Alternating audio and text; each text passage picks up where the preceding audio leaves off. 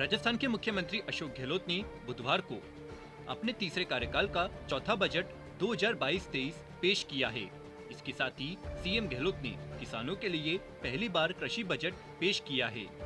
CM Gehlot के budget पेश करने के बाद एक और जहां सीएम अशोक गहलोत के द्वारा पेश किए गए बजट को युवा, बेरोजगार, किसान, कर्मचारी, बिजली, चिकित्सा और शिक्षा के क्षेत्र में उन्नत विकास का बजट बताया, तो वहीं विपक्षी दलों ने इसे लोक लुभावन बजट बताया।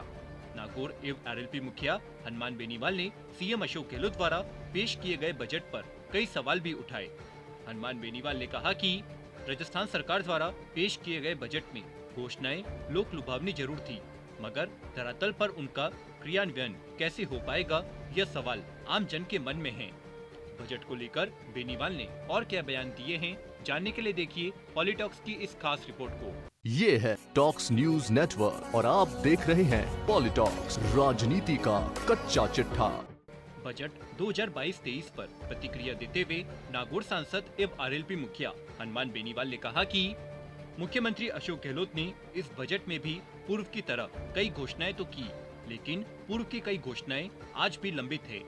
सरकार द्वारा की गई सभी घोषणाएं लोक लुभावनी है। उनका धरातल पर क्रियान्वयन कैसे होगा, ये सबसे बड़ा सवाल है।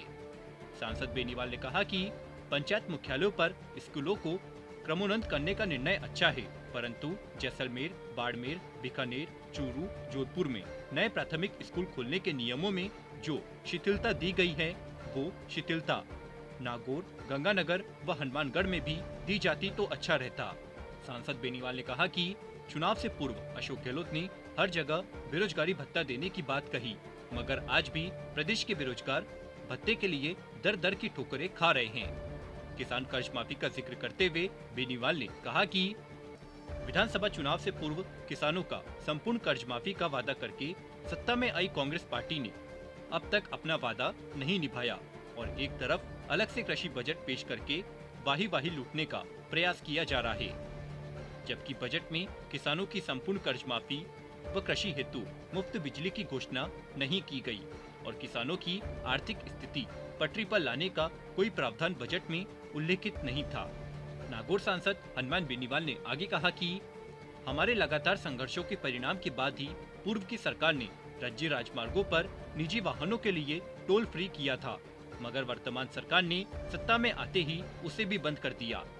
क्योंकि राष्ट्रीय लोकतांत्रिक पार्टी राज्य राजमार्ग तथा राष्ट्रीय राजमार्ग दोनों पर टोल मुक्त करने की आवाज हमेशा उठाती रही है, मगर राजस्थान सरकार को कम से कम राज्य मार्गों को टोल मुक्त करने की घोषणा करने की जरूरत थी, जो कि नहीं किया गया।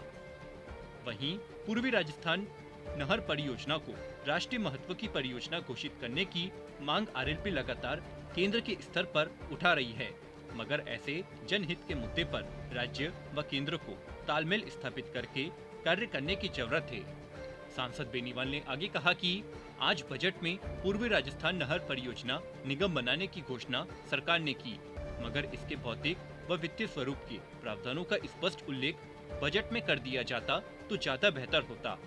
वहीं सरकार ने वर्तमान में नहर क्षेत्र से संचित होने वाले क्षेत्रों की समस्याओं का स्थायी समाधान व राज्य में नहरों के माध्यम से नया संचित क्षेत्र विकसित करने की बात भी बजट में नहीं की।